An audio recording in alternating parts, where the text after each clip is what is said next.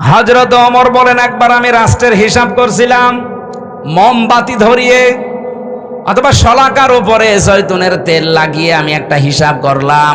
হঠাৎ করে দেখি রাতের বেলা দেশের প্রধান বিচারপতি হযরতে আলী আমার বাড়িতে আসার পরে সালাম দিয়ে জিজ্ঞাসা করলাম, প্রধান বিচারপতি, আপনি কি এসেছেন রাষ্ট্রের কোনো কাজ না নিজের কোনো কাজ নিয়ে? হযরতে আলী বলে, খলিফা, আমি এসেছি আমার পারিবারিক একটা সমস্যা নিয়ে। হযরত ওমর সঙ্গে সঙ্গে বাতিটা লিভিয়ে দিলেন। হযরতে আলীর মন খারাপ হয়ে গেল, কি গো, আমি দেশের প্রধান বিচারপতি, আমি এসেছি দেশের প্রধানমন্ত্রীর কাছে, আমারে দেখলে তো আরো আলোক সজ্জা বেশি করবে। আর একটা জয়তুনের তেল দিয়ে লম্প জ্বালানো ছিল বাতি, ওইটাও দিল লিভিয়ে, এখন তো অন্ধকার হয়ে গেল, আমি কি বলতে যে কি বলবো। হযরত ওমর ডাক দিয়ে বলে, প্রধান বিচারপতি আলী, মন খারাপ করবেন না, আমি আপনাকে আগেই জিজ্ঞাসা করেছি আপনি কি এসেছেন আপনার ব্যক্তিগত কাজে না পারিবারিক কাজে না রাষ্ট্রীয় কাজে? আপনি নিজেই বলছেন না আমি পারিবারিক কাজে এসেছি। আমি যে হিসাব করছিলাম এটা রাষ্ট্রের তেল পুড়িয়ে রাষ্ট্রের জনগণের হিসাব। তা আপনি আসলেন আপনার পারিবারিক ব্যক্তিগত জীবনের সমস্যা নিয়ে। জনগণের তেল পুড়িয়ে আমি কাজ করি, এ সময় আপনার সাথে কথা বললে জনগণের আমানতের সাথে খেয়ানত হবে। হযরতে আলী বলেন, এই দিন থেকে ওমরের প্রতি রাগ না মহব্বত যা ছিল, ভালোবাসা, এগুলো আরো আল্লাহ বৃদ্ধি করে দিয়েছে। দেশের 1628 জন মানুষ যদি এভাবে আমরা তৈরি করতে পারতাম, আজ বাংলার মুসলমানেরা সুযোগ আল্লাহ সব সময় দেয় না, 54 বছর পর একটা সুযোগ অলরেডি দিয়েছে। এবার যদি হাতছাড়া হয়ে আবারও চোর ডাকাত আবার এসে যায়, 100 বছরে সুযোগ আর পাবেন না। আমি বলছি না আপনি এই লোকটাকে দেন, এই লোকটাকে দেন না, আপনি এমন মানুষকে আপনার রায়, আপনার সিদ্ধান্ত, আপনার ভোট, আপনার আমানতটা দেবেন যে লোকটা পেলে আল্লাহর কাজ করবে, রাসূলুল্লাহর কাজ করবে, মানবতার কাজ করবে। আর যদি না নিজেই মারিং কাটিং এর ওস্তাদ হয়, আপনার নিজের কপালে নিজে কোড়াল লাগাবেন না। সূরা হুদের 98 নাম্বার আয়াতটা বাড়িতে আজকে পড়বেন। ইয়াকদুমু কওমাহু ইয়াউমাল কিয়ামাতি ফাআওরাদাহুমুন নার ওয়া বিইসাল ওয়িরদুল মাওরুদ। আল্লাহ পাক, এটা বাংলা অর্থ হচ্ছে, যেই দলের নেতা জাহান্নামে যাবে ওই দলের অনুসারী কর্মী সব তার সাথে জাহান্নামে যাবে। পৃথিবীতে কোনো মানুষ যদি একটা জিনিস হারিয়ে ফেলে, ওই হারানো জিনিসের বিনিময়ে আল্লাহ রাব্বুল আলামিন কমপক্ষে তাকে ডবল করে দেবে দুনিয়া আখিরাত মিলে। কোরআনের আয়াত এবং হাদিসের বর্ণনা অনুযায়ী পৃথিবীতে কেউ যদি একটা কষ্ট সহ্য করে, দুঃখ পায়, আর এই কষ্টটা যদি 3টা কারণে পেয়ে থাকে, তাহলে কমপক্ষে 10 থেকে 70 গুণ পর্যন্ত দুনিয়া আখিরাতে তাকে শান্তির ব্যবস্থা আল্লাহ করবে। ফাইন্না মাআল উসরি ইসরা, ইন্না মাআল উসরি ইসরা।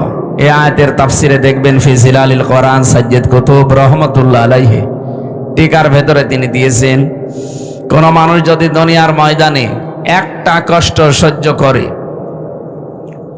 তাহলে এই কষ্টের জন্য আল্লাহ যে সুখ, শান্তি, স্বস্তি, নিরাপত্তা, কল্যাণের কথা জানিয়েছে সেইটা অগণিত। এজন্য ইসরার আগে আলিফ লাম নেই, উসরুনের আগে আলিফ লাম আছে, এটা মারেফা, এটা নির্দিষ্ট। এর আগে মা আছে, মা মানে সঙ্গে, সাথে।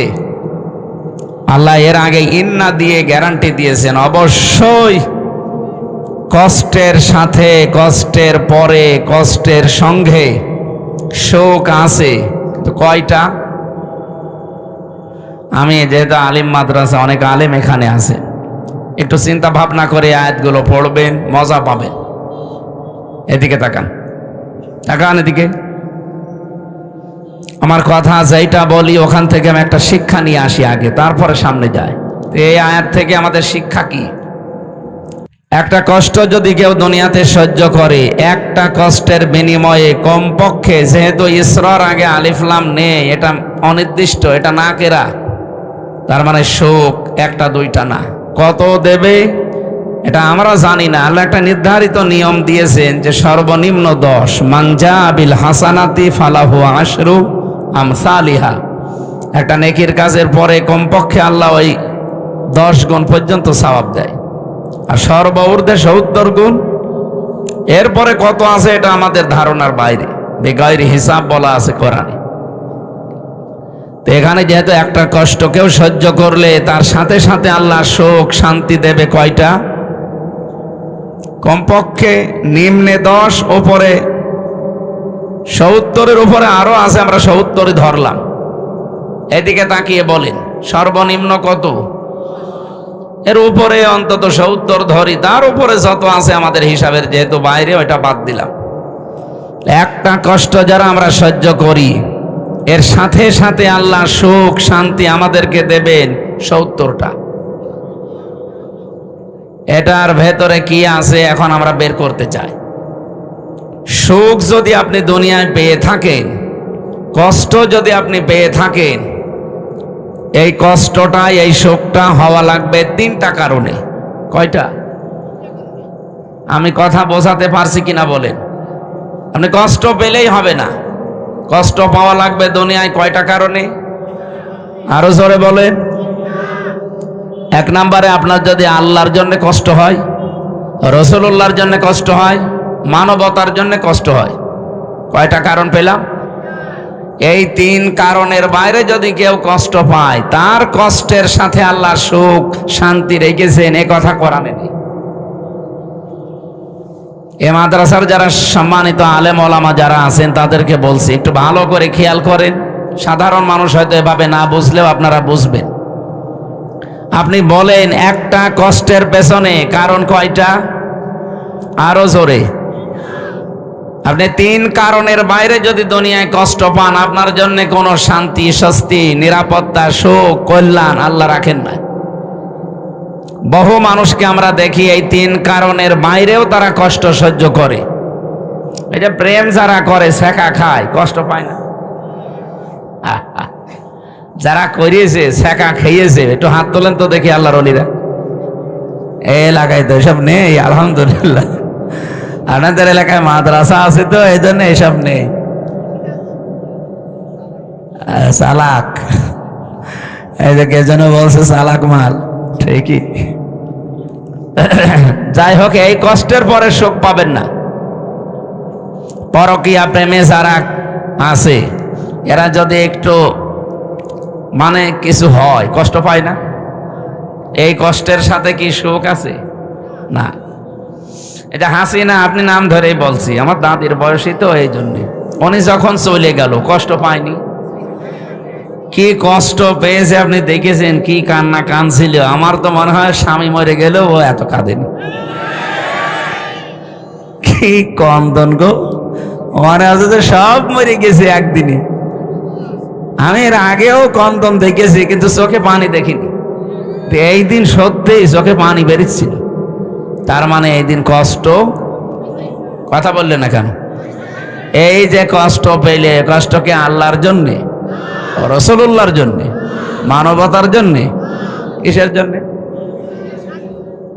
মানবতা ধ্বংস করার জন্যে। তাহলে কোরআন বলছে যারা কষ্ট পাবে, কারণ কয়টা? এখন আমরা যারা এই যে 54 বছর স্বাধীন হয়েছে বাংলাদেশ, বিশেষ করে 15.5 বছরে কষ্ট পেয়েছি। আমি নাম ধরেই বলছি ভাই, আমি নিজে যেহেতু ভিকটিম, আমি কষ্ট পেয়েছি। নাকি মনে করছেন আমার কোনো কষ্টই হয়নি?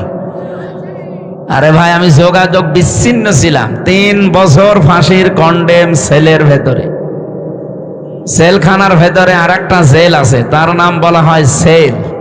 সেলের ভেতরে আর একটা জায়গা আছে, তার নাম ফাঁসির কন্ডেম সেল, যেখানে মার্ডার মামলার আসামি থাকে। আমি কি মার্ডার করে গিয়েছিলাম? এর ভেতরে আর একটা জায়গা আছে, তার নাম কবর সেল। এটা রাজশাহী আছে আর যশোরে আছে, আর গাজীপুরের কাশিমপুর কারাগারের 4 নাম্বারটায় আছে। এছাড়া আর বাংলাদেশে সেরকম কোনো জায়গায় আমি পাইনি। আমার যেহেতু বিভিন্ন জায়গায় নিয়েছে তো কষ্ট দেওয়ার জন্যে। জেলখানায় দিলে 3 বছর না, 30 বছরও আমি এত কষ্ট পেতাম না। 24 ঘন্টা একটা রুমের ভেতরে। রুম কিসের? এদিকে 3.5 হাত, এদিকে 2.5 হাত, একটা কবরের মতো। এর সামনে আবার টয়লেট দেওয়া, ওর ভেতরে খাওয়া, ওর ভেতরে গোসল, ওর ভেতরে ঘুমানো, ওর ভেতরে পড়াশোনা। এই তারপরেও যদি একটু 10-15 দিন পরে বাড়িতে একটু কথা বলতে দিত যে কেউ বেঁচে আছে না মরে গেছে, না। 3 বছর দেখা সাক্ষাৎও নেই, কথা তো নেই।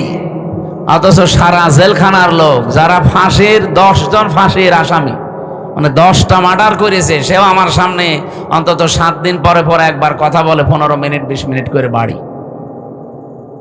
এই যে কষ্টটা আপনি দিলেন, আমার কি কিছুই হয়নি? আপনি নিজেকে একটু দাঁড় করান তো। আমার এই বয়সে, আমার তখন 30 বছর ছিল, এখন তো 33। এই বয়সে এই কষ্টটা আমি যদি অপরাধ করে পেতাম, আমার কষ্ট লাগতো না। আমি যদি 10টা মার্ডার করে যেতাম, আমাকে কষ্ট দিতে, আমি মেনে নিতাম। মানে আমরা যে মামলা দিলেন, ও মামলা তো শয়তানও বিশ্বাস করে না। আমারে মামলা দিয়েছে যে আমি আনসারুল্লাহ বাংলা টিমের প্রধান সারা বাংলাদেশের। অথচ কি ও ছাতা আমি জীবনে নামই শুনিনি।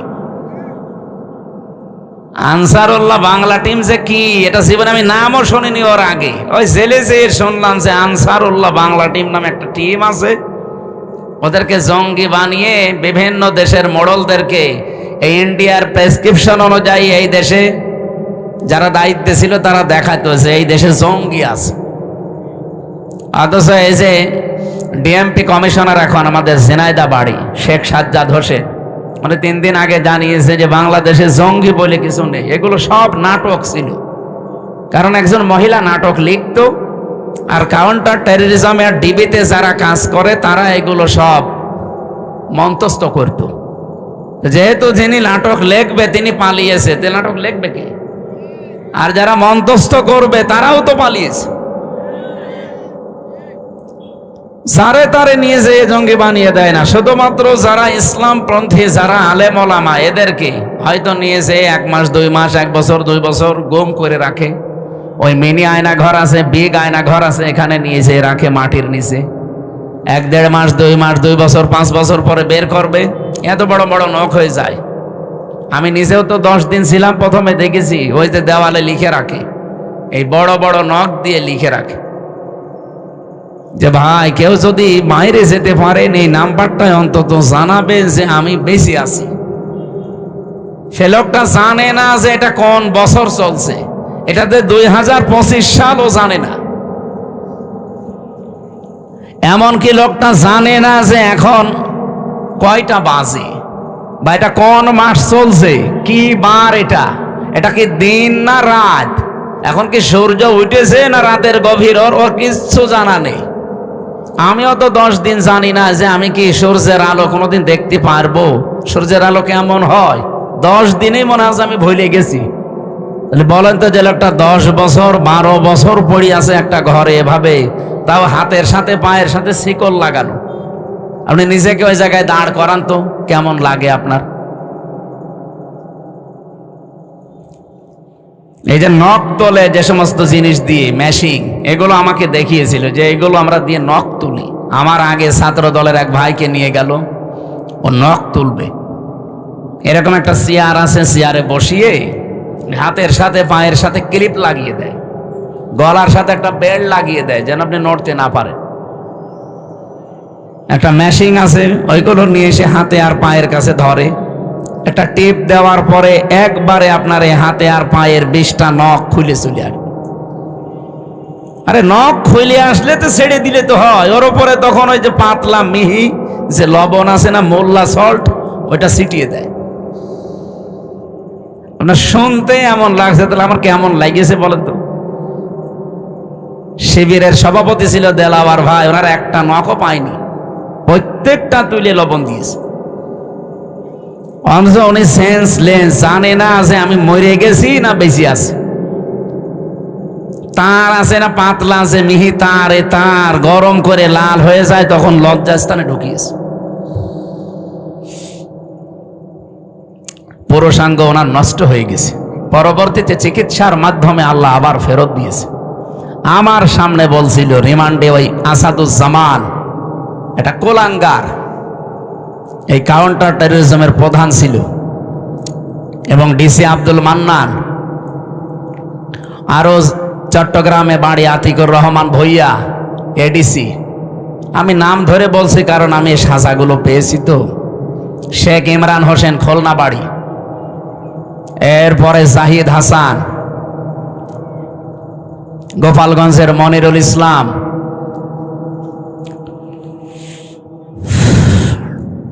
ওই সময় ডিসি ছিল নজরুল ইসলাম মোল্লা, ডিবির এডিসি ছিল মশিউর রহমান। নামগুলো শুনলে একটু শান্তি লাগছে না? যে কত সুন্দর সুন্দর মুসলমানের নাম, অথচ এই মানুষগুলো আল্লাহ একজন আছে, আমার এই যে মরা লাগবে এটা বিশ্বাস করেন। আল্লাহর ভুল ধরতো আমার সামনে, কোরআনের আয়াতের বিভিন্ন বাংলা কটিশন বলতো যে আল্লাহর এটা ঠিক হয়নি। আল্লাহরে যে মানে না, তাই আমারেও ছাড়বে? এই 10 দিনে যে আমি কত গালি খেয়েছি আমার মা বাবা তুলে, আমি জানি আর আল্লাহ জানি। আর সাইদি সাহেবকে মনে হয় প্রতিদিন 50টা করে গালি দেয়। মামলা আমারে দিয়েছেন, আমার যদি দোষ থাকে আপনি খোঁজ করে বের করেন, আমারে কিছু বলেন। সাইদি সাহেবের গালি দেন কেন? এই মানুষগুলো একটা শুধুমাত্র এভাবে বসিয়ে রাখবে, একটা সুইচে টিপ মারলে 1 মিনিটে আপনি 120 বার ঘুরবেন। আপনার মাথার মগজ উলট পালট হয়ে যাওয়ার কথা না? ওই বাইরে যখন নিয়ে এসে আমার পাশের রুমে দিল, কি চিৎকার করে কান্না! এতে কঠিন ভয়ঙ্কর একটু বর্ণনা বললাম, এটা কিন্তু আমি ফেস করে এসেছি। এজন্য এখন আমার বুকে ব্যথা, মাজায় ব্যথা, পিঠে ব্যথা, ডায়াবেটিস, এগুলো একটা রোগও আমার ছিল না। সব এই জেলখানায় 3 বছরে হয়েছে। কারণ ভেতরে তো কোনো চিকিৎসা নেই।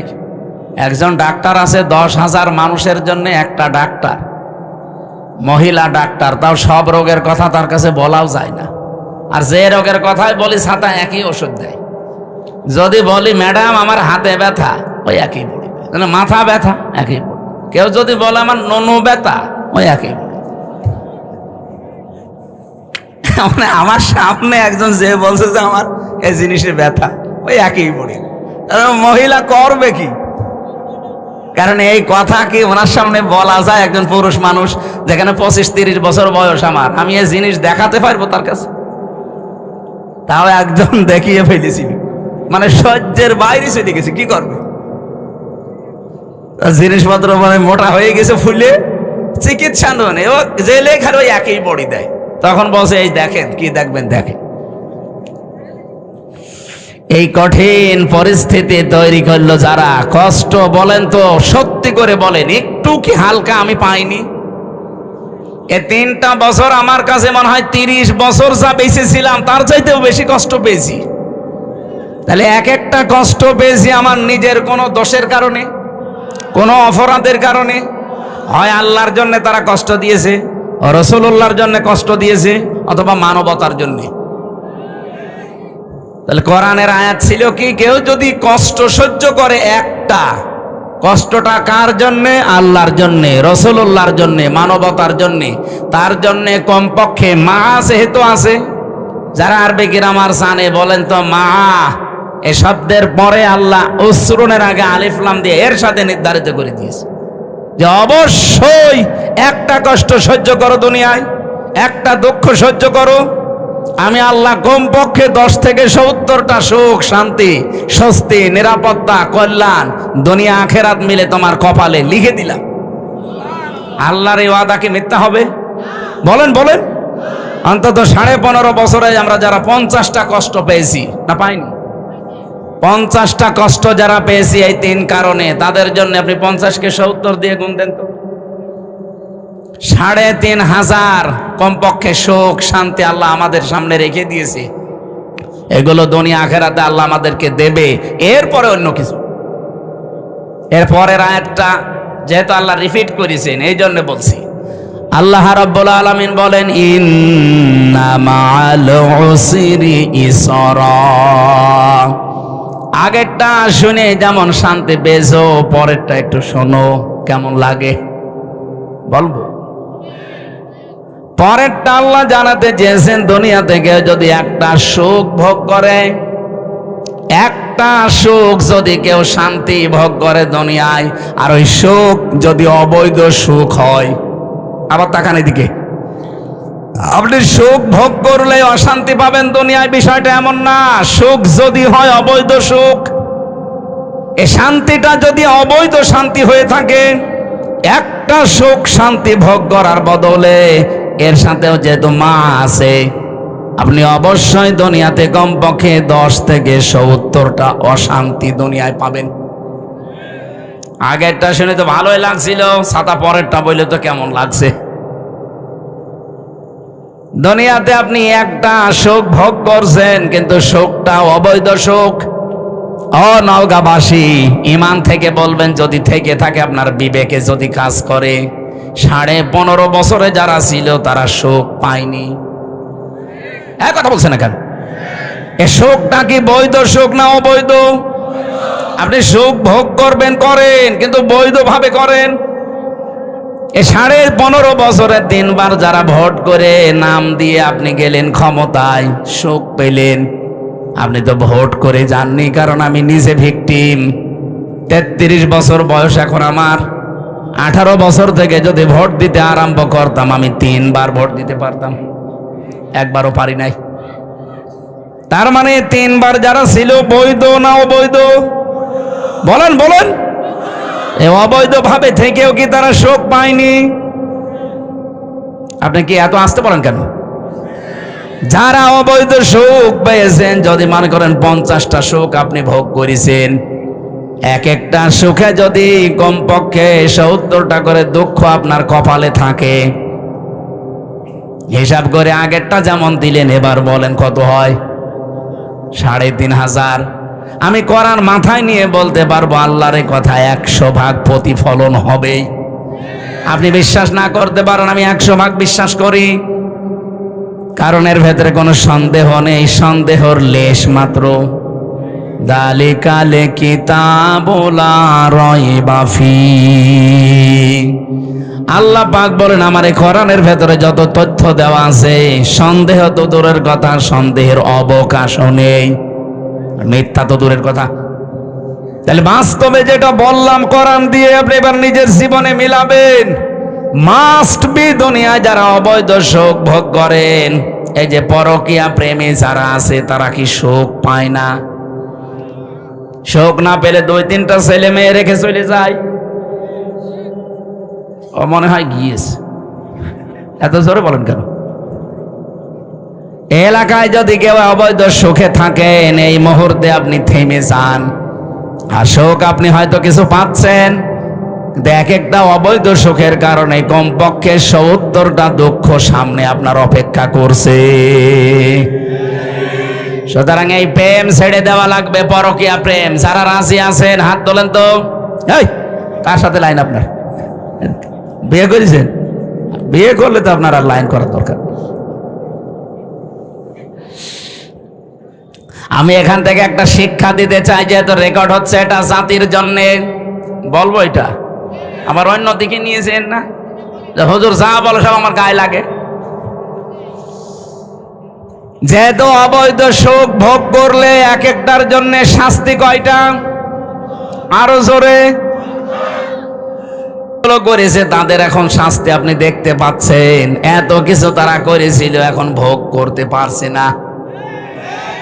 কয়েকদিন আগে সিঙ্গাপুরে ছিলাম, মালয়েশিয়া, কয়েকটা দেশ ঘুরছিলাম, দেখি এই দেশ থেকে যারা পালিয়ে গেছে, ওরা কিন্তু ওই দেশের সাহেব পাড়া বানিয়েছে, সেকেন্ড হোম ওদের আছে, তো থাকতে পারে না, তালা লাগানো, থাকে হচ্ছে হোটেলে।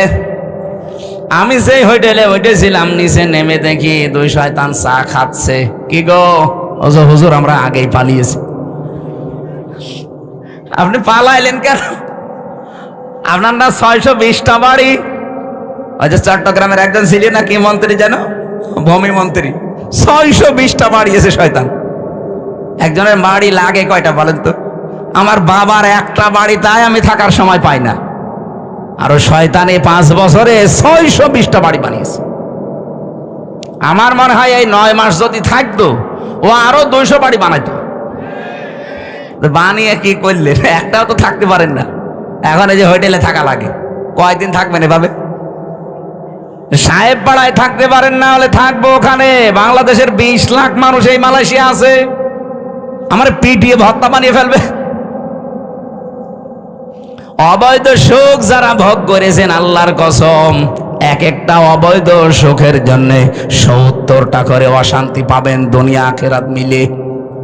এর বাস্তব প্রমাণ আমার কুষ্টিয়ার হানিফ আর ইনুর বাড়ি।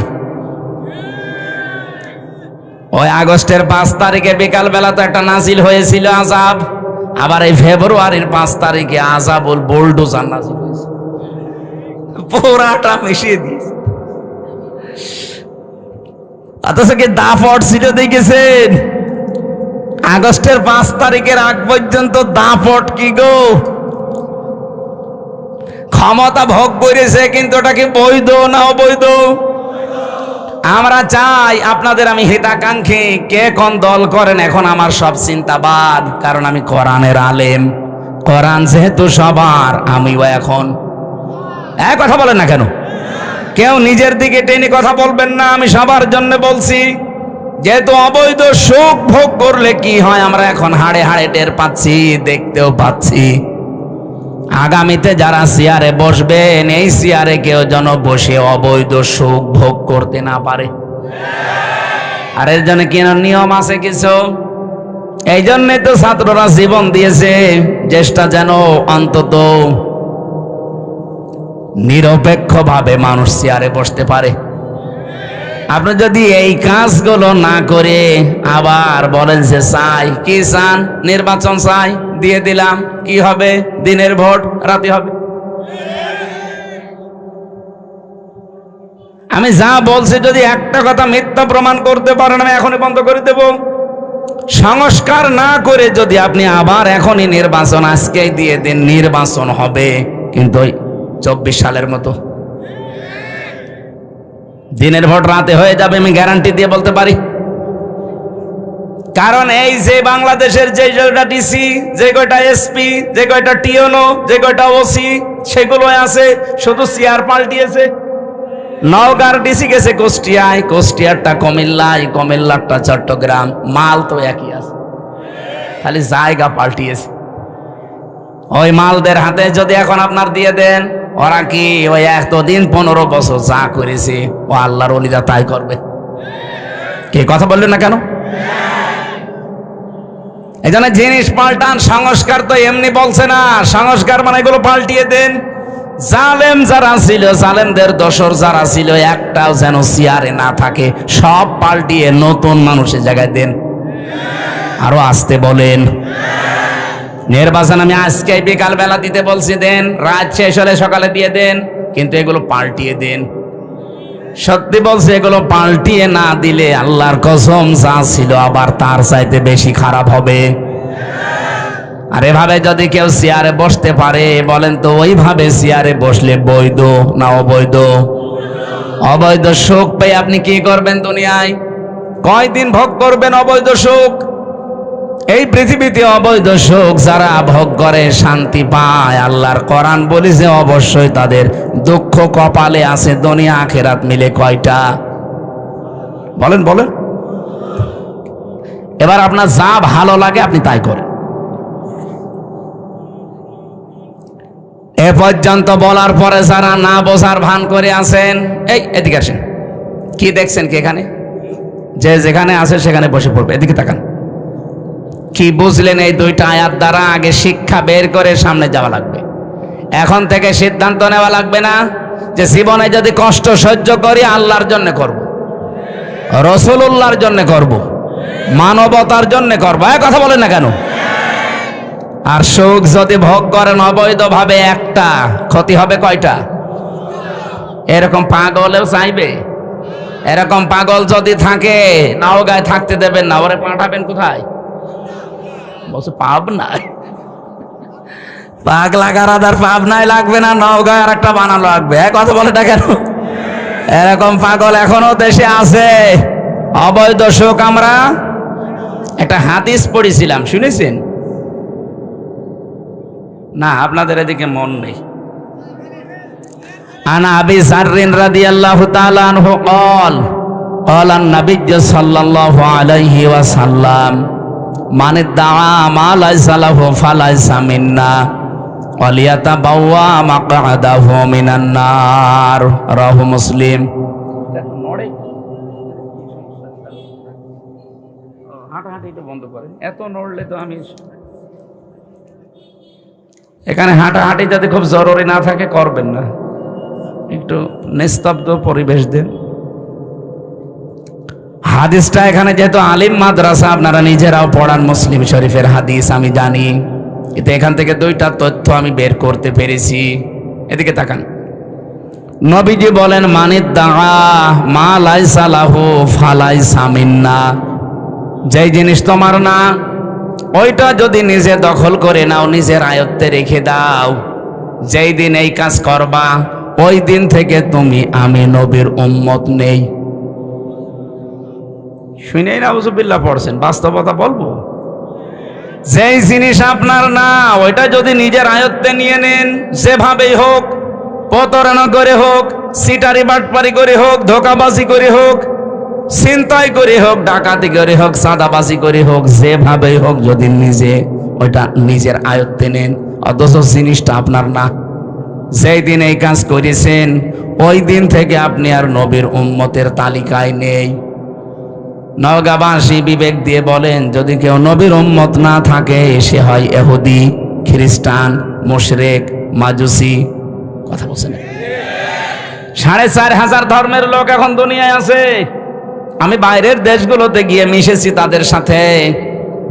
থাইল্যান্ডে গিয়ে এক জায়গায় যাচ্ছিলাম বাসে চড়ে, জিজ্ঞাসা করলাম যে আপনার নাম কি? নাম বলার পরে মনে হচ্ছে না এই মুসলমানের নাম না। আপনার নবীর নাম কি? বলছে জোসেফ। জোসেফ মানে মুসা আলাইহিস সালাম, এটা ইহুদি। আর একজনের সাথে সিঙ্গাপুরে দেখা হয়েছিল, জিজ্ঞাসা করলাম আপনার নবীর নাম কি? বলছে যিশু। যিশু মানে ঈসা আলাইহিস সালাম। তাহলে ওই নবীর উম্মত দাবি করছে তারা, কেউ ঈসা, কেউ মুসা, কেউ ইব্রাহিম। ওরা ইব্রাহিম নবীর নামও পাল্টিয়ে তাকে আব্রাহাম,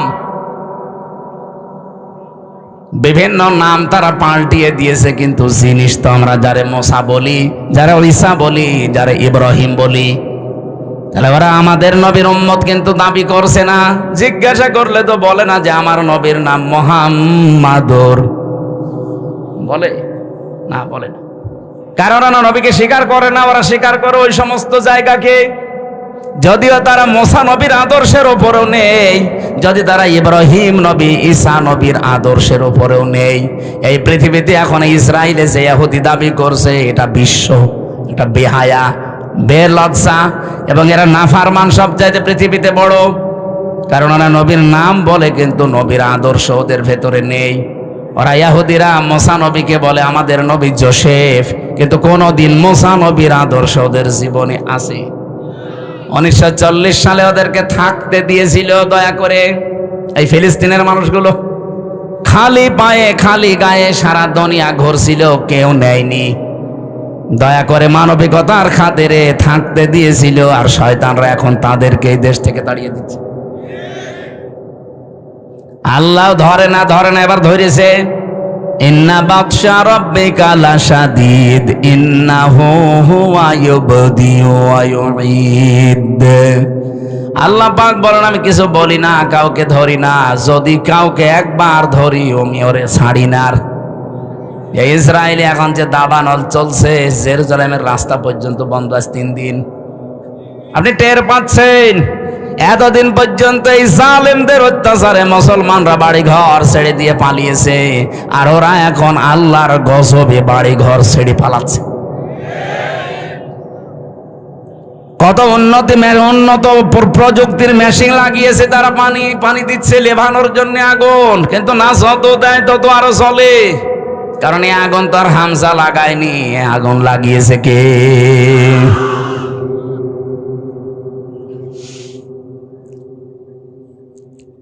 ওই জিনিস তো আপনাদের দখলে থাকার কথা ছিল না, আপনারা দখল করে নেন কোন কারণে? যেই জিনিস আপনার না ওইটা যদি আপনি দখল করে নেন, আল্লাহর কসম করে বলছি, ওই দিন থেকে আপনি কিন্তু নবীর উম্মত আর নেই। আগস্টের 5 তারিখের পরে অনেক মানুষের চরিত্রে আমরা এগুলো দেখতে পেয়েছি। যে জিনিস যার না সেইটা নিজের করে নিয়েছেন। আপনি মনে করছেন কি আপনি নামাজ পড়েন, রোজা রাখেন, আপনি হজ করে এসেছেন, বিশাল পাগড়ি মাথায় দেন, জুব্বা গায়ে দেন, আপনি নবীর উম্মত আছেন? কে বলেছে আপনাকে? আপনি যদি নবীর উম্মত থাকেন, এই হাদিসটা না মানার পরেও, তাহলে আব্দুল্লাহ বিন ওবায় নবীর উম্মত। কে কথা বললেন এখানে?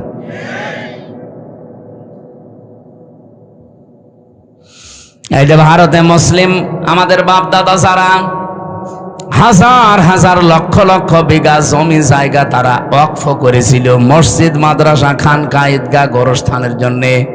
অথচ পৃথিবীর এই নিকৃষ্ট মানুষের তালিকায় যে 6 জন মানুষের নাম আছে, তার ভেতরে মোদি আছে 3 নম্বরে। এ মোদি 3 নম্বর লোক। এই তামাম দুনিয়া তাকে ঘৃণা করে।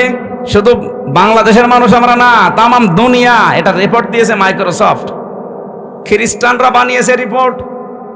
পৃথিবীর 257টা রাষ্ট্র মিলে তারা রিপোর্ট বানিয়েছে পৃথিবীর নিকৃষ্ট মানুষ কারা। 6 জনের নাম এসেছে। নেতানিয়াহু একজন, মোদি একজন, আর যেটা পালিয়েছে ওইটা আছে। ওটা নিজে ডাকতেও নাম বলা যাচ্ছে না।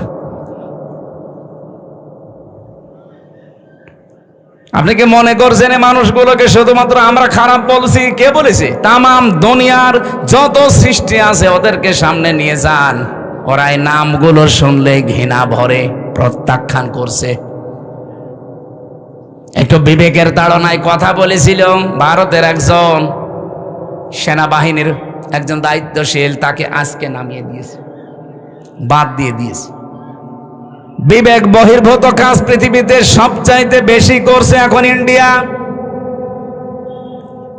মুসলিমদের এই বিষয়গুলো এখন তারা ওয়াকফ আইন বাতিল করে দিয়ে নতুন করে অবৈধ আইন বানিয়ে এখন মুসলমানদের এই সম্পদগুলো সব নিয়ে নিচ্ছে। সম্পদ নিয়ে নিলে তো হয়, আগে ধরেছে তারা আল্লাহর ঘর মসজিদগুলো একটা একটা করে সব মসজিদ তারা ভেঙ্গে গুড়িয়ে দিচ্ছে। পৃথিবীর মানুষেরা মাটির নিচে আমরা শুনি যে তারা তেল পায়, গ্যাস পায়, সোনা পায়, রূপা পায়। আর এই শয়তানরা শুধু মাটির নিচে মন্দির পায়। তাও যেখানে সেখানে মন্দির পায় না, শুধু মসজিদের নিচে। যেই মসজিদ ভাঙ্গে বলে এখানে 500 বছর আগে মন্দির ছিল। আমরা যদি এখন বাংলাদেশে আওয়াজ তুলি যে ঢাকার স্বামীবাগে যে ইস্কন মন্দির, এটা 1000 বছর আগে মসজিদ ছিল, মেনে নেবে? এই জন্য হিন্দু ভাইদেরকে বলবো, আজকে গোবিন্দ পরামানিকের বক্তব্য শুনেছেন, হিন্দু মহাজোটের মহাসচিব তিনি, সভাপতি। এই লোকটা জানাচ্ছে তামাম পৃথিবীর হিন্দুদেরকে আহ্বান জানাই, এই মাতাল মোদিকে আপনারা থামান। কারণ শুধু হিন্দুদের জন্য না, তামাম পৃথিবীর মানবতার জন্য আজ ক্যান্সার হয়ে দাঁড়িয়েছে। ওরে যদি না থামানো যায়, পৃথিবীর সামনে কিন্তু বসবাসের অযোগ্য হয়ে যাবে। অলরেডি দাঙ্গা আরম্ভ করে দিয়েছে ভারতে। আরে ভাই, দাঙ্গা ওখানেই থাকবে না, দেখেন 10 দিন পরে ঢুকলো বলে বাংলাদেশে। কারণ আশপাশের কোন রাষ্ট্র এখন নিরাপদ না। কোন রাষ্ট্রের সাথে এই কোলাঙ্গারদের সম্পর্ক ভালো নেই। ওদের সম্পর্ক ভালো আছে মালদ্বীপের সাথে। যে কয়েকদিন আগে আমার এই হোসাইন মালদ্বীপ শ্রীলঙ্কা ঘুরে আসলো, সব মালদ্বীপের সাথে ওদের সম্পর্ক ভালো নেই, শ্রীলঙ্কার সাথে ভালো নেই, ভুটানের সাথে ভালো নেই, পাকিস্তানের সাথে তো নেই, আফগানিস্তানের সাথেও ভালো নেই, মায়ানমারের সাথে ভালো নেই। আমাদের সাথে ভালো ছিল, ববু ছিল, ববু নেই, ভালো নেই। ববু চলে যাওয়ার পরে আমরা খুব মুসিবতে আছি। একজন বলছে ঠিক,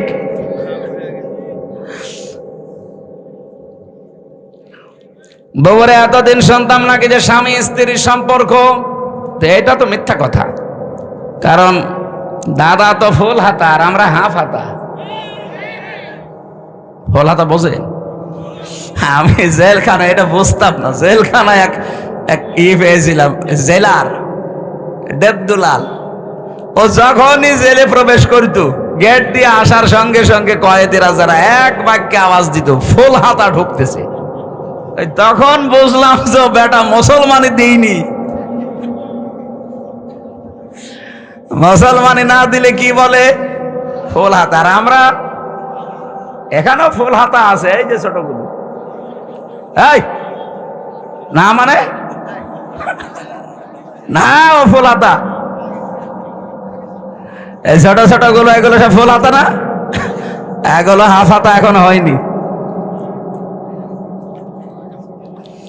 যাই বলেন এতদিন পর্যন্ত মিথ্যা কথা ছড়িয়েছেন এই 15 বছর যে আমাদের স্বামী স্ত্রীর সম্পর্ক না, এটা আর বলবেন না, এটা সম্ভব না।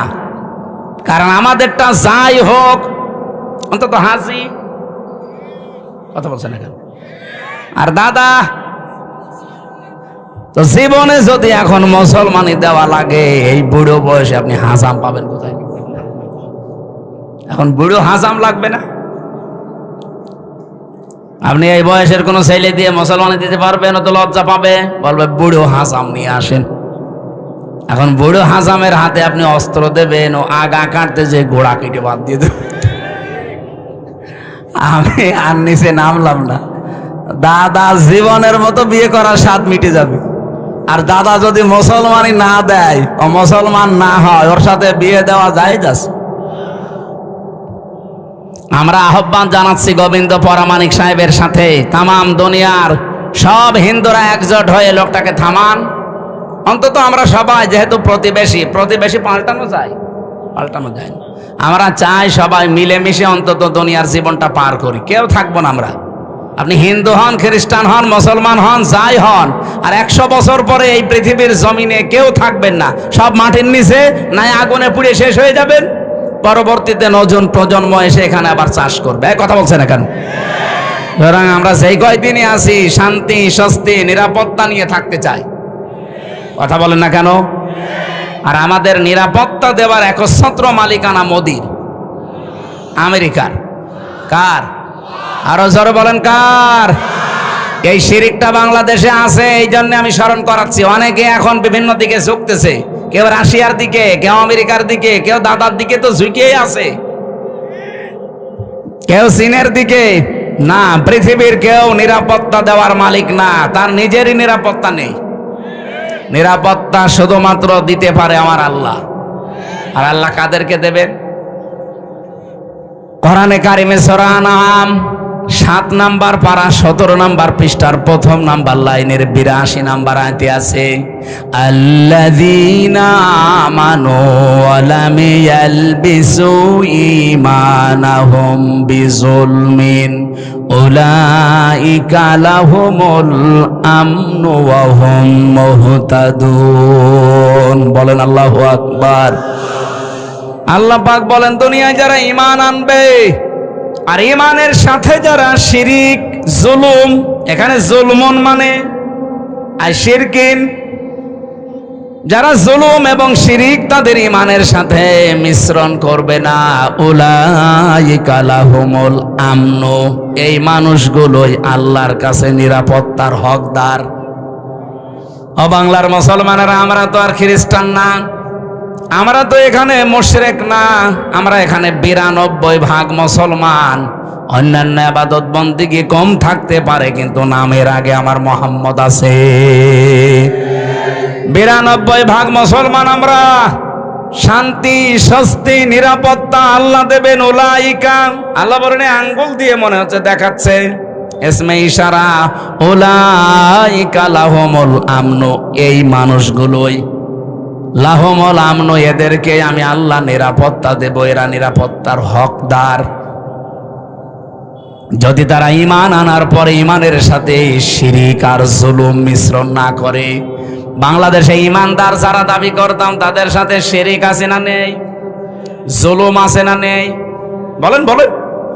শিরিক কি, জুলুম কি, এই দুইটা যদি আপনি পরিষ্কার হয়ে যান, ওই দুইটা থেকে নিজেকে মাহফুজ রাখবেন, হেফাজত করবেন। আল্লাহর কসম, দুনিয়ায় কেউ পাশে না থাক, হেফাজত করার দায়িত্ব নিয়ে নেবে কে? এক কথায় বলছি, শিরিক কি? আল্লাহ যেটা পারে ওইটা অন্য কেউ পারে, এই বিশ্বাস করার নাম শিরিক। এক কথা বলছেন না কেন? আল্লাহ যেটা পারে ওইটা অন্য কেউ, আরো জোরে বলেন, কেউ যদি এ বিশ্বাস করে থাকেন আপনি শিরিক করছেন, আর শিরিক করলে আপনি আর মানুষ নেই, মুশরিক। আর মুশরিক যারা তাদের জন্য আল্লাহর শাস্তি হচ্ছে ইন্নাহু মাইয়ুশরিক বিল্লাহ ফাকাদ হারামাল্লাহু আলাইহিল জান্নাহ ওয়া মাওয়াহুন নার ওয়া মা লিয-যালিমিনা মিন আনসার। সূরা মায়েদা 6 নাম্বার পারা 19 নাম্বার পৃষ্ঠার 12 নাম্বার লাইনে আয়াতটি আছে, কোন মানুষ যদি পৃথিবীতে শিরিক করে 1 নাম্বার শাস্তি আল্লাহ তাকে জান্নাত হারাম করে দিয়েছে, আর জাহান্নাম তার জন্য আশ্রয় স্থল। বলেন নাউজুবিল্লাহ। আজকে থেকে সিদ্ধান্ত নিয়ে ফেলেন, আল্লাহ যেটা পারে ওইটা অন্য কেউ দুনিয়ায় পারে। আরো জোরে বলেন, না পারে না। আমি আজকে একটা শিরিক পেয়েছি, যে বাড়িতে ছিলাম উনি ওই বিশ্বাসে বলেছে কিনা আমি জানি না, কিন্তু এই বিশ্বাস যদি থাকে আপনি আজকেই পাল্টাবেন। আমরা পেছনে বসে আছি, ওনার 2টা ছেলে আছে, আর একটা ছেলে নাকি স্ত্রীর পেটে, ওইটাও সানো করে দেখেছে ছেলে হবে। পানি নিয়ে এসে বলছে হুজুর এমন পানি পড়বেন যেন মেয়ে হয়। মনে হচ্ছে আমি ডাউনলোড করে দেব। অনেক জ্ঞানী মানুষ, হয়তো এই লাইনের মানুষ না, জেনারেল শিক্ষিত মানুষ, এরকম বহু মানুষকে আমরা এটা পাই, যে মানুষগুলোর বিশ্বাস আল্লাহ যেটা পারে দুনিয়ায় অন্য কেউ এটা পারে। আমার উপরে বিশ্বাস করেছে যে পানি এমন ভাবে পড়বেন যেন এবার আর ছেলে না হয় মেয়ে হয়। পানি পড়া, আপেল পড়া দিয়ে যদি ছেলেকে মেয়ে বানিয়ে দিতে পারতাম, তা আমার ম্যাডামের কি হইতো? এটা তো একটা বললাম, এবার আর একটা বলছি, নাকি বলবো না?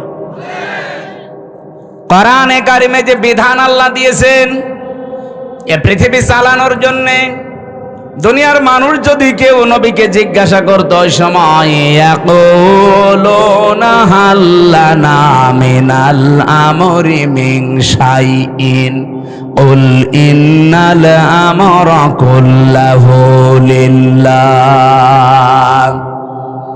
আল্লাহ পাক এটা সূরা আলে ইমরানে আছে, 4 নাম্বার পারা 9 নাম্বার পৃষ্ঠার 3 নাম্বার লাইনের 154 নাম্বার আয়াতের মাঝের অংশে পাবেন। এটা তাফসিরে ফি জিলালিল কোরআনে সাইয়্যিদ কুতুব এভাবে লিখেছেন। এই ছেলে ওঠাউঠি করেন কেন? বসেন বসেন, ওখানে বসিয়ে দেন।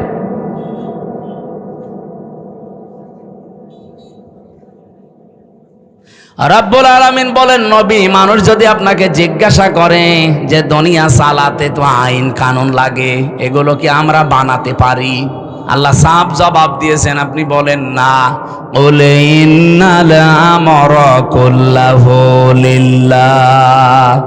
আইন শুধুমাত্র বানাতে পারে কে? আরো জোরে বলেন। আল্লাহর দেওয়া আইনের পাশাপাশি কেউ যদি আইন বানায় সে শিরিক করছে। কি কথা বলেন? আপনি 318 পৃষ্ঠার এই বইটা পড়েন, এই যে নারী কমিশন বানিয়েছে, যেটা পুরাটা পড়ে দেখেছি আমি। এখানে আমার দৃষ্টিতে প্রত্যেকটা পয়েন্টে তারা ভুল করেছে, আর অধিকাংশগুলো আল্লাহর কোরআনের আয়াতের বিরুদ্ধে লিখেছে। ওরা 3 নাম্বার পয়েন্টে এটা লিখেছে যে দেহ আমার, সিদ্ধান্ত আমার, এটা কোরআনের আয়াতের বিরুদ্ধে। সূরা আরাফ এটা 8 নাম্বার পারা 16 নাম্বার পৃষ্ঠার 12 নাম্বার লাইনের 54 নাম্বার আয়াতে আছে, মাঝের অংশে পাবেন আলা লাহুল খালকু ওয়াল আমরু। আল্লাহ বলেন এ পৃথিবী বানিয়েছি আমি, সিদ্ধান্ত দেবে কে? আর ওরা বলছে দেহ আমার, সিদ্ধান্ত আমার। আরে ভাই, দেহ আপনার মানে? আমার এই যে 33 বছর বয়স, 34 বছর আগে আমির হামজা নামে কোন অস্তিত্ব ছিল?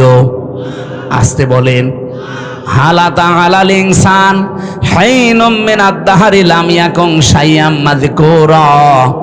মানুষের জীবনে কি এমন সময় যায়নি যখন সে উল্লেখ করার মতো কিছু ছিল না? আমি তো 34 বছর আগে আমার বাবার বিয়ে হয়েছে, 35 বছর আগে, 34 বছর আগে অন্তত আমি দুনিয়ায় উল্লেখ করার মতো হামজা ছিলাম না। তে দেহ আমার হয় কি করে? এখন যদি বলেন না আমার মা বাবার, কে বলেছে আপনার মা বাবার? বিজ্ঞানের কাছে জিজ্ঞাসা করছে যে দেহটা কে বানিয়েছে। বিজ্ঞান বলছে বাবার স্ফলিঙ্গ দিয়ে দ্রুত গতিতে যে পানিটা বের হয়ে যায়, এইটা দিয়ে কমপক্ষে 4টা জিনিস তৈরি হয়। যদিও বিজ্ঞান তথ্য দিয়েছে, এটা খ্রিস্টান বিজ্ঞানী। এই খ্রিস্টান জানাচ্ছে যে 4টা জিনিস কমপক্ষে মায়ের ভেতরে 40 দিন যখন পাল্টাতে থাকে, এনা পাক পানিটা দিয়ে আল্লাহ 4টা জিনিস বানায়। ওরা তো আর আল্লাহ বলে স্বীকার করে না, বলে গড। কি বলে? আমি এটা পেয়েছিলাম তামিলনাড়ু এক খ্রিস্টান ডাক্তারের কাছে। উনি বলছিল কম্পিউটারের ভেতরে ওই যে ভেলোর হাসপাতালে চেন্নাই নিয়ে গিয়েছিলাম আমার ছোট মেয়েটাকে। ওই সময় তো বড় মেয়ে, ওইটাই ছোট ছিল, একটাই ছিল। বলছিল রক্ত, গোশত, চর্বি আর চামড়া, মায়ের রেহেমের ভেতরে যে নাপাক পানিটার থলি আছে, ফিকরার মাকিন বলা হয় যেটাকে, ওখানে একটা সুরক্ষিত জায়গা, একটা নাপাক পানি আছে। ওই পানির ভেতরে এই পানি যে মিশ হয়, ওটা দিয়ে আল্লাহ আরো 4টা জিনিস বানায়, চুল, রগ, হাড় আর পর্দা। 8টা জিনিস যখন এক হয়, তখন মাটির নির্যাস থেকে যে আমরা বলি যে আল্লাহ মানুষ বানিয়েছে কি দিয়ে, না সরাসরি মাটি দিয়ে বানিয়েছে আদমকে। আর আমাদেরকে আল্লাহ মাটি দিয়ে বানাননি, তামাম পৃথিবীর সব মানুষকে আল্লাহ বানিয়েছে মাটির নির্যাস দিয়ে। এখন যদি এখানে জিজ্ঞাসা করা হয়, খালি আলেমরা বাদ দিয়ে আমার মনে হয় অধিকাংশ মানুষ বলতেই পারবে না যে মাটি বানিয়েছে কি দিয়ে, মশলা দিয়ে।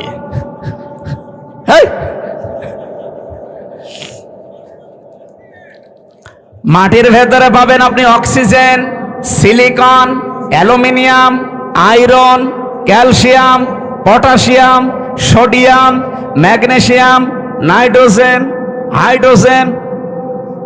ওদিকে 4 8টার মাটির উপাদান থেকে যদি 10টা হয়, 8 আর 10 কয়টা হয়? বলেন বলেন।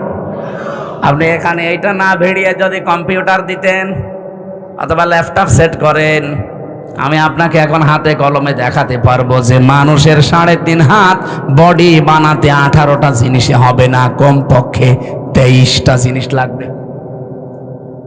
সূরা আলে ইমরানের 6 নম্বর আয়াতে এই তথ্যগুলো পাবেন। ওয়াল্লাযী ইউসাউবিরুকুম ফিল আরহামি কাইফা ইয়াশা লা ইলাহা ইল্লা হুয়াল আজিজুল হাকীম। তিনি সে আল্লাহ যিনি মায়ের রেহেমের ভেতরে তোমাদের আকৃতি তৈরি করেন। আকৃতি তৈরি করতে কমপক্ষে 5টা জিনিস তো লাগবেই।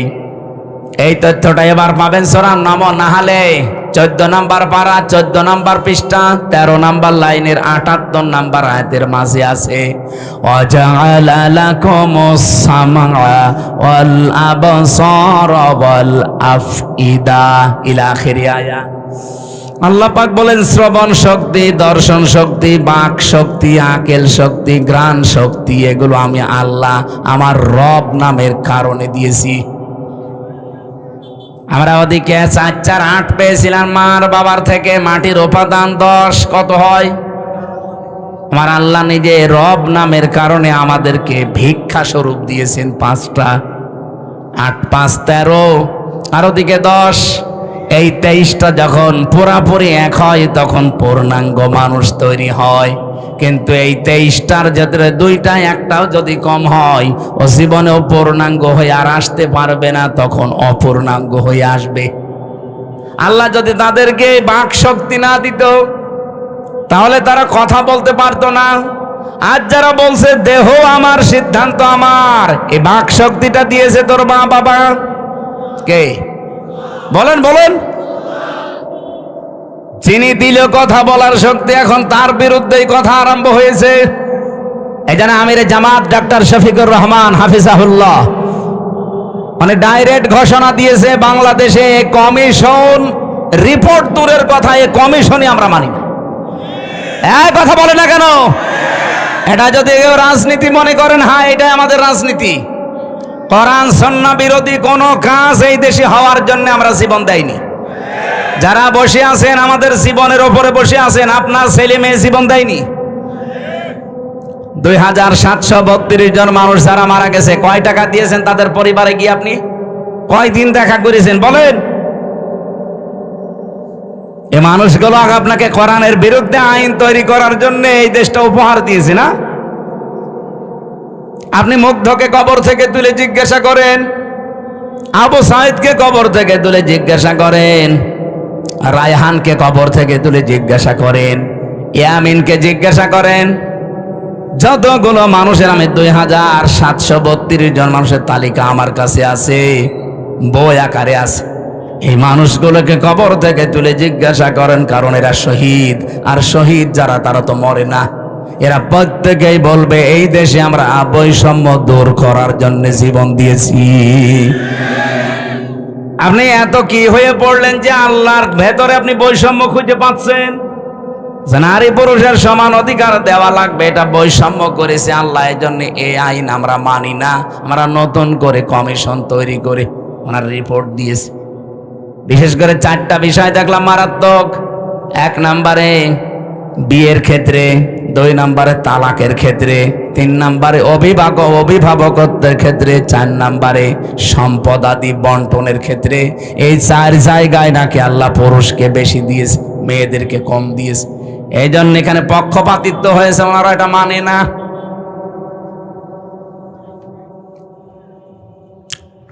আমরা স্পষ্ট ভাষায় তাফসীর মাহফিলের রেকর্ড হয়, তামাম দুনিয়া যাচ্ছে, সবাইকে আহ্বান জানাচ্ছি, আগস্টের 5 তারিখ কিন্তু শেষ হয়ে যায়নি। হ্যাঁ, কথা বলেন না কেন? মে মাস অলরেডি শুরু হয়ে গেছে, সামনে জুন, জুলাই 36, আর মাত্র 1 মাস বাকি আছে। রিপোর্ট দেওয়া দূরের কথায় কমিশনই যেহেতু মানি না, যদি মানতে বাধ্য করেন কিন্তু 36শে জুলাই আবার এদেশে আসবে। আর যদি আবার 36শে জুলাই এদেশে আসে, এত বড় পাওয়ারফুল মানুষ যখন থাকতে পারে নাই, তাদের শিকড় কোন জায়গা থেকে কোন জায়গা ছিল আপনারা তো নিজেরাও জানেন। কি ইউনিয়নের একেবারে ইউনিয়নের চৌকিদার থেকে শুরু করে সংসদ ভবন পর্যন্ত প্রত্যেক জায়গায় স্তরে স্তরে লোক সেট করা ছিল, তারপরও তারা টিকতে পারে না এই বৈষম্যের কারণে। এখন যদি আল্লাহ রাসূলের বিরুদ্ধে অবস্থান নিয়ে বেশি সুফিগিরি দেখাতে চান না, আপনারা টিকতে পারবেন কয়দিন? এদেশে এখন আর দল বেদল নেই। কে আওয়ামী লীগ করে, কে জাতীয় পার্টি করে, কে বিএনপি করে, জামাত ইসলাম করে, ওইটা বাদ। এখন আমরা দেখি আল্লাহর কোরআনে হাত দিয়েছে। কথা বলেন, প্রকাশ্য হাত দিয়েছে। পুরা বইটা আমি শেষ করেছি। এই আশ্চর্য, মানুষ এত সাহস দেখায় কি করে? এখনো পর্যন্ত পিটিয়ে মেরে ফেলেনি তো ভাগ্য ভালো। আপনি কি এটাকে ইন্ডিয়া পেয়েছেন? এখানে নামাজ হয়তো কম পড়তে পারে, রোজা না রাখতে পারে, তা আল্লাহ একজন আছে, রাসূল আমাদের নেতা। এ বিষয়ে আপনি যারে জিজ্ঞাসা করবেন, ওই যে যেটার ফুল হাতা ও বলবে।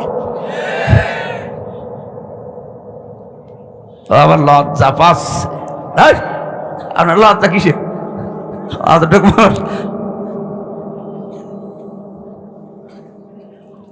না, আমি হাসির ছলে বলি নাই, বাস্তবতা এইটা আমরা সতর্ক করে দিলাম। এরপরেও যদি কেউ মানতে না চান, নিজের কপালে নিজে আগুন লাগাবেন। যে যখন চেয়ারে থাকে সে তখন গিয়ারে থাকে। চেয়ার পেয়েছেন তো গিয়ারে আছে, টের পাচ্ছেন না কিছু। 92% মুসলমান যদি আবার 36শে জুলাই তৈরি করা লাগে, কোরআন কায়েম করেই ছাড়বে ইনশাল্লাহ। যেহেতু আমরা নিরাপত্তা চাই, আমাদের প্রতিবেশীর কাছে আমরা স্বস্তি শান্তিতে নিরাপত্তায় নেই। আমাদের নিরাপত্তা শুধুমাত্র দিতে পারে চীন। কে বলেন? বলেন। আল্লাহ বলেন নিরাপত্তা দিতে পারি, আগে নিজের ঈমানকে শিরিক মুক্ত করো। এই জন্য বলছিলাম আমার দেহ সিদ্ধান্ত আমার, এটা শিরিক। কারণ দেহ আমার না, সিদ্ধান্ত আমার না। আলাহুল খালকু ওয়াল আমরু। দেহ কার? পড়াটাই আল্লাহ বানিয়েছে। আমার মা বাবা শুধু বিছানায় ছিল, তাছাড়া তাদের কোনো দায়িত্ব নেই। বাকিটা যা করার কে করেছে? এই জন্য উনি যেহেতু বানিয়েছে, সিদ্ধান্ত ওনার হবে। আর এইটাই বাস্তবসম্মত। আর আপনি বলবেন দেহ আমার, সিদ্ধান্ত আমার, এটা আপনার বাস্তবতার বাইরে। সুতরাং আগামী থেকে আমরা এ কমিশনই যেহেতু মানি না, ও নিয়ে আর কথা বলতে চাই না। এরপরও যদি কেউ বাধ্য করেন, এদেশের রাজপথ এখনো কিন্তু শেষ হয়ে যায়নি। আমরা আশা করব দেশকে অস্থিতিশীল করার জন্যে এই কিছু কোলাঙ্গার মহিলার কথা শুনে, যেগুলো কোলাঙ্গার না হলে আল্লাহর কোরআনের বিরুদ্ধে হাত দেয়। আর এরা মহিলা বলে কি এদের? এগুলো সব ডাস্টবিন থেকে এসেছে। এদেরকে মহিলা বলা যায়? চেহারা দেখেছেন এক একটার? চেহারা দেখলে তো হালকা পাতলা বোঝা যায় মেয়ে লোকের কোন চিহ্ন আছে কয়টার ভেতরে, যে কয়টা কমিশনে বসে আছে দেখা। সূরা কলমের 13 নম্বর আয়াতের তাফসিরে পড়েছি, যারা কোরআনের বিরুদ্ধে অবস্থান নাই, ওয়াতুল্লিম বাদা যালিকা জানিম, এগুলো যার সন্তান। আমি বলতে চাই না, তারপরেও তো বাস্তবে মিলে যাচ্ছে। আপনি কোরআনে হাত দিতে গেলেন কোন সাহসে? নিজের জন্মটা খারাপ করে ফেললেন। আশা করছে আপনারা থামবেন, এরপরে কপালে যা আছে আল্লাহ করবে। এই জন্য আমরা শান্তি, স্বস্তি, নিরাপত্তা যদি আল্লাহর পক্ষ থেকে বাংলাদেশ পেতে চাই, বহির্বিশ্বের যে এখন আন্তর্জাতিক ষড়যন্ত্রগুলো চলছে, অলরেডি যেহেতু দাঙ্গা মোদি লাগিয়ে দিয়েছে, এ বাতাস আসতে কিন্তু বেশি দেরি হবে না। এই কথা বললেন না? আপনি বাস্তবতা কিছু বোঝার চেষ্টা করেন। আমরা শান্তি, স্বস্তি, নিরাপত্তা পেতে চাইলে ঈমান যাই আছে, ঈমানের সাথে যেন শিরিক মিশ্রণ না হয়। যেহেতু আল্লাহর আইনের সাথে অন্য কোনো আইন মিশ্রণ করা শিরিক, সুতরাং এই দেশে আল্লাহর আইনের বাইরে কোনো আইন আমরা চলতে দিতে পারি না, তাহলে দেশটা নিরাপত্তাহীন হয়ে যাবে। আমরা চাই দুনিয়া যার, আইনও চলবে। এ কথার সাথে দ্বিমত আছে কারো? আমার ভাইরা, নামাজ যদি আপনার কমও থাকে, রোজা আপনার কম হয়েছে, পর্দা পশিদা কম হয়েছে, কিন্তু ঈমানটা যদি সত্যি আপনি পরিষ্কার রাখতে পারেন, আকীদা যদি আপনার বিশুদ্ধ হতে পারে, অল্প কিছু করলে আপনাকে আমার আল্লাহ নাজাত দিয়ে দেবেন। আখলিস দীনাকা ইয়াকফিকাল আমালুল কলিল, তোমার ঈমানকে খাঁটি করো, অল্প আমলে নাজাতের জন্য এইটাই যথেষ্ট হয়ে দাঁড়াবে। আল্লাহ হাদিসটা মেনে চলার তৌফিক দিন, বলেন আমিন।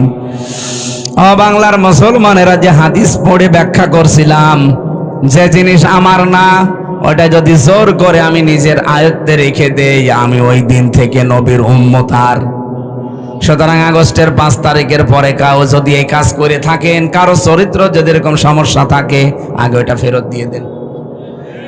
এটাকে আমি ইনাকে বললাম, আপনাকে বললাম, যে করেছেন তারে বলেছি।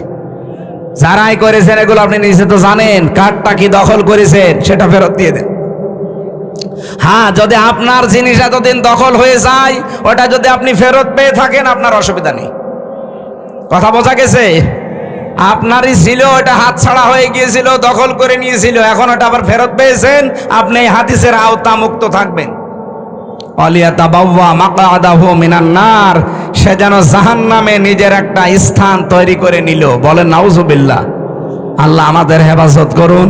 সূরা মুনাফিকের 4 একটা মাত্র আয়াত পড়েছি। আমাদের আজকের আলোচনার বিষয় ভণ্ড বিশ্বাসী।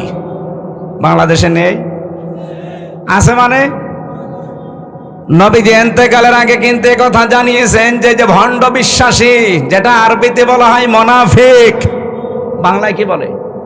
কপটতা, ভণ্ড বিশ্বাসী, লোক দেখানো। এই মানুষগুলো পৃথিবীতে কোনো ইহুদির ভেতরে তৈরি হবে না, খ্রিস্টানের ভেতরে হবে না, মুশরিকদের ভেতরে মুনাফিক তৈরি হবে না। মুনাফিক যদি তৈরি হয় দুনিয়ায়, শুধুমাত্র তৈরি হবে মুসলমানদের ভেতরে। যেহেতু আমরা এদেশে এখন 92%, এজন্য মুসলমানদের ভেতরে মুনাফিক তৈরি হওয়ার সম্ভাবনা বেশি। আমি আবার মুনাফিক হয়ে গেলাম না তো? আল্লাহ পাক বলেন, ওয়াইদা রাআইতাহুম তুজিবুকা আজসামুহুম ওয়া ইয়াকুলু তাসমা'ু লিকাউলিহিম কাআন্নাহুম খুশুবুম মুসান্নাদা।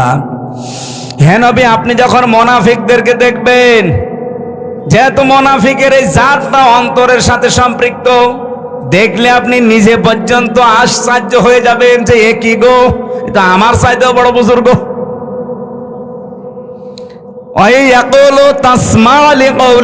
তাদের সাথে যদি আপনি কথা বলেন, যা তাদের কথা যদি আপনি শোনেন, আপনি বিমোহিত হয়ে পড়বেন, আপনি নিজেকে খেয়ে হারিয়ে ফেলবেন যে কি আমিও তো এত সুন্দর করে ইনিয়ে বিনিয়ে কথা বলতে পারি না। মুনাফিকদের উপরে ফিটফাট ভেতরে বলেন বলেন।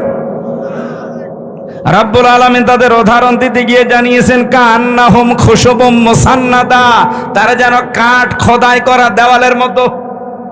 এত সুন্দর একটা উদাহরণ আল্লাহ সেট করেছেন, এটা পড়লে আমার কাছে কোরআনে কারিমের এই যে বালাগাত ফাসাহাত পরিপূর্ণ আমার আল্লাহ কোরআন, এই আয়াতটা তার প্রমাণ। কান্নাহুম খুশুবুম মুসান্নাদা, এর বাংলা অর্থ দাঁড়িয়েছে মুনাফিকদের দৃশ্য মনে হয় কাঠ খোদাই করা দেওয়ালের মতো। চাকচিক্যময় দেওয়ালগুলো দেখলে আপনি কিন্তু ভুলে যাবেন, খেয়ে হারিয়ে ফেলবেন। আর একটা বাংলায় কথা আছে, ফিদা হয়ে যাবেন। এটা আঞ্চলিক ভাষায় কি বলে? এটা কিছু দেখলে ফিদা হয়ে যায়। আমি আঞ্চলিক ভাষাটা এলাকা জানি না, এই জানে বলতে পারছি না। এটা বাংলায় লেখা পেয়েছি, ফিদা হয়ে যাবেন আপনি। কার্যকারিতা কারুকার্যতা দেখলে মানুষ নিজেকে হারিয়ে ফেলেছে। কি গো, শিল্প এত সুন্দর হতে পারে।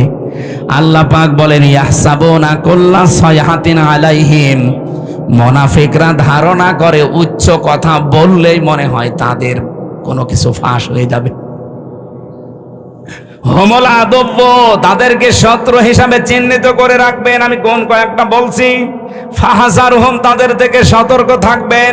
ক্বাতালাহুমুল্লাহ, এইটা বিশ্বাস করে রাখবেন যে আল্লাহ নিজে তাদেরকে হত্যা করবে, শাস্তি দেবে, কতল করবে। আন্না ইউফাকুন, কোথায় তারা ফিরে যাচ্ছে। এটা বাংলা অর্থ ছিল। এবারে এই যে তিনটা শব্দের ভেতরে গুরুত্বপূর্ণ শব্দ হচ্ছে ইয়াহসাবুনা, তারা ধারণা করে, মনে করে। কুল্লা সাইহাতিন আলাইহিম, উচ্চ কোনো কথা বললেই মনে হয় তাদের চরিত্র ফাঁস হয়ে যাবে। যেহেতু মুনাফিক এটা নিকৃষ্ট আল্লাহর কাছে, রসুলের কাছে এত নিকৃষ্ট, কোরআনে আল্লাহ উদাহরণ দিতে গিয়ে জানিয়েছেন মুনাফিক জাহান্নামে যাবে কাফেরদেরও নিচে। বলেন তো, আবু জেহেল মুনাফিক না কাফের? ফেরাউন মুনাফিক না কাফের? বলেন বলেন। তাহলে ফেরাউনকে আল্লাহ যদি জাহান্নামে দেয়, আবু জেহেলকে যদি জাহান্নামে দেয়, মুনাফিক যারা আমরা যারা মুসলমানদের ভেতরে এখন সেগুলো বলবো চারটা, এই চারটা বিষয় যদি কারো ভেতরে থাকে, ও আবু জেহেলেরও নিচে থাকবে। নওগাঁবাসী থাকতে চান আবু জেহেলের নিচে জাহান্নামে? বলেন বলেন। এক নম্বরে কোন হাদিসে আমি সালাসা পেয়েছি, কোন হাদিসে আরবা পেয়েছি।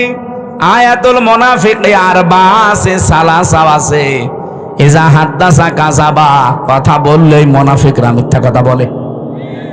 দুনিয়ার কথা বলুক আর ধর্মের কথা বলুক, কথা বললেই মিথ্যা কথা বলে। এরকম আলেম দেশে নেই। এই যে আমার ভণ্ড তাহেরি ভাই, কথা বললেই ও হাদিস কোরআনের নাম দিয়ে বলুক আর জেনারেল কথা বলুক, কথা বললেই মিথ্যা কথা বলে। কারণ যেগুলো বানিয়েছে সব মিথ্যা। আপনি আলেমদের জিজ্ঞাসা করেন, আলী বাবা, শালি বাবা, কেল্লা বাবা, ফতে বাবা, কোন জিকির আছে? সব বানিয়েছে। কথা বললেই মিথ্যা কথা তুলে আনে। এমন এমন শান তৈরি করেছে আল্লাহর ওলিদের নাম নিয়ে। এ পৃথিবীতে সবচাইতে দামি মানুষ হচ্ছে নবীরা। কথা বলেন না কেন? নবীদের পরে সবচাইতে দামি মানুষ সাহাবীরা। বলেন বলেন। আপনি নবীদের জীবনী পড়েন।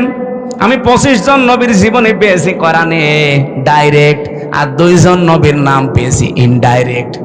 এই 27 জনের পুরা জীবনী আমি পড়ে দেখেছি তাফসিরে তাবারি থেকে।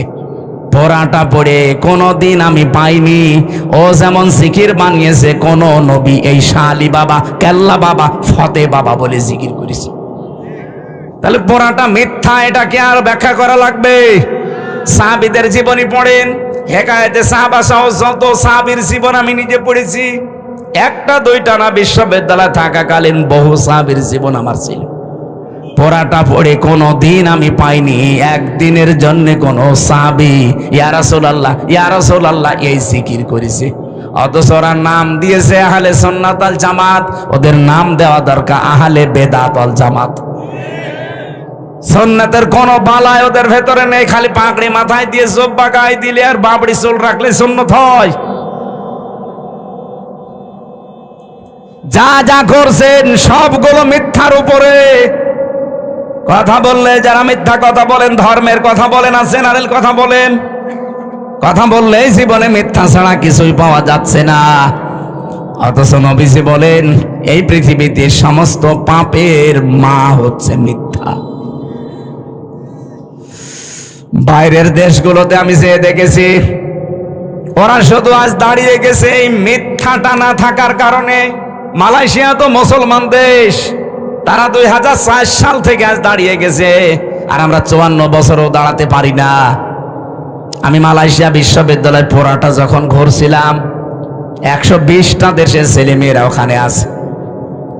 আমারে বিভিন্ন দেশের ছেলে মেয়েদের সাথে আমার পরিচয় হওয়ার পরে ওরা আমারে বলছে, হুজুর এই যে মোবাইলটা, এই রাজশাহী বিশ্ববিদ্যালয় দেখেছেন না, এর চাইতে কমপক্ষে 20 ডবল বড় হবে মালয়েশিয়া বিশ্ববিদ্যালয়। বলছে এই যে মোবাইলটা যদি এখানে পড়ে থাকে, সারা দিন সারা রাত যদি এর পাশ দিয়ে শুধু বাংলাদেশ আর ভারত আর পাকিস্তান এই 3টা দেশের লোক যদি এই রাস্তা দিয়ে না যায়, এই মোবাইল সারা দিন সারা রাত পড়ে থাকবে, কেউ নেবে না। তো বাংলাদেশের লোক আর ভারতের লোক যদি পাশ দিয়ে যায়, ও গায়েব হয়ে যাবে। শুনে কেমন লাগে বলেন তো, যে আমার কথা দিয়ে পাশ দিচ্ছে। ওরা আজ দাঁড়িয়ে গেছে শুধু এইটার কারণে। আর সত্যের উপরে যতটুকু আছে তারপরেও তো 100 ভাগ নেই। আমার যতটুকু দেখা, এই 10 দিন আমি ছিলাম, এর আগে একবার গিয়েছিলাম, পড়াটা অবজার্ভ করে আমি যতটুকু পেয়েছি, ওই মানুষগুলো আজ দাঁড়িয়ে যাওয়ার পেছনে হচ্ছে মিথ্যা থেকে ওরা দূরে। মিথ্যা বলতে চায় না, ধোঁকাবাজি করবে, মানে খাদ্যে ভেজাল দেবে, ঔষধ মিশাবে, ফরমালিন দেবে, যদি ধরা পড়ে কোনো বিচার লাগবে না, হিসাব নেই, সঙ্গে সঙ্গে মেরে ফেলবে।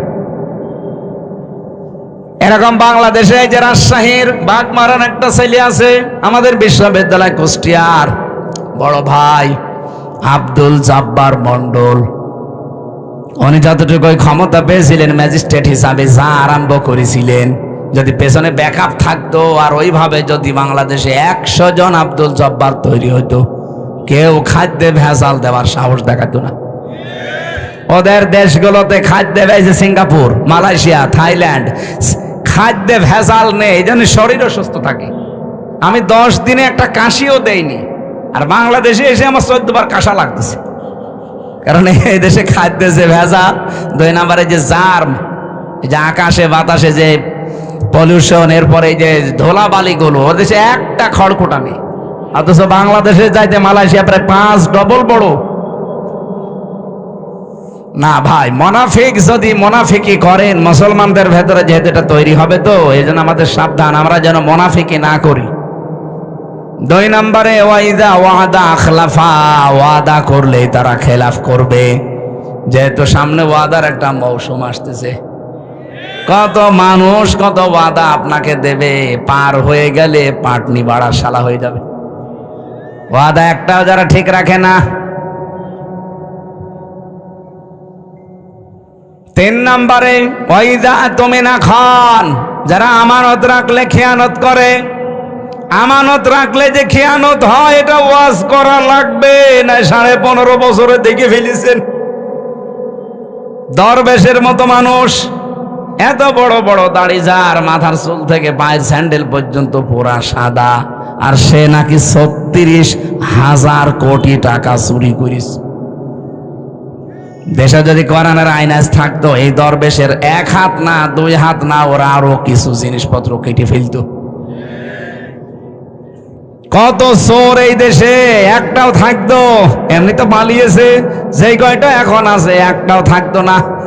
আমরা চুরি না করে আমাদেরকে যেভাবে জেলে নিয়ে যেতেন, মাথায় দড়ি দিয়ে, কালো কাপড় দিয়ে মুখ পেঁচিয়ে, পেছনে হ্যান্ডকাপ দিয়ে, ডান্ডা বেড়ি লাগিয়ে, বুলেট প্রুফ জ্যাকেট দিত, বুকের ওপরে মাথার ওপরে টুপি দিত, মনে হচ্ছে যে কি নিয়ে যাচ্ছে, অথচ কিছুই না।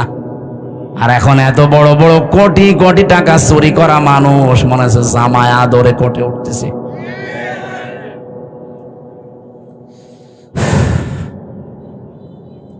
এই চোরগুলো যা করেছে, ওদের সাথে যারা মিশত এই মানুষগুলো এখন আশ্চর্য। কে সেদিন একজন কাঁদছিল, এনবিআর এর চেয়ারম্যান মনে হয়, যদি এত টাকা মানুষ পাচার করতে পারে, এগুলো সব রাষ্ট্রীয় সম্পদ ছিল না? বলেন বলেন। হযরত ওমর বলেন, একবার আমি রাষ্ট্রের হিসাব করছিলাম, মোমবাতি ধরিয়ে অথবা শলাকার উপরে জয়তুনের তেল লাগিয়ে আমি একটা হিসাব করলাম। হঠাৎ করে দেখি রাতের বেলা দেশের প্রধান বিচারপতি হযরতে আলী আমার বাড়িতে আসার পরে সালাম দিয়ে জিজ্ঞাসা করলাম, প্রধান বিচারপতি, আপনি কি এসেছেন রাষ্ট্রের কোনো কাজ না নিজের কোনো কাজ নিয়ে?